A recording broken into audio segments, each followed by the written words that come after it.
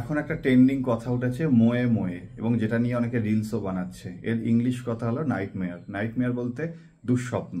তো প্রচুর মানুষ আছে যারা রাত্রে দুঃস্বপ্ন দেখে এবং দুঃস্বপ্নের এমন জায়গায় পৌঁছে যায় যে সেই দুঃস্বপ্ন বা ভয়ঙ্কর স্বপ্ন দেখে সে ঘুম তার চলে যায় এবং ঘুম আসে না সারা রাত, এবং পরের দিন সে কাজে যাওয়ার সময় কাজের এনার্জি তারা লস করে ফেলে। সেক্ষেত্রে একটা কার্যকারী উপায় দেবো, অবশ্যই করে দেখুন, আপনার রেজাল্ট পেতে বাধ্য।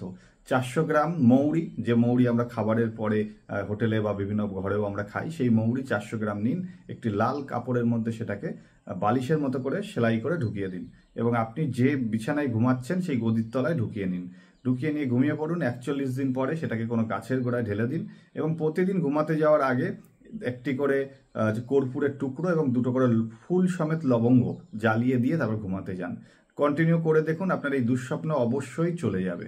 যতটা আপনি ভয় পাচ্ছেন সেই ভয় পাওয়ার স্বপ্ন আর কিছুতেই আপনার জীবনে আসবে না। নমস্কার।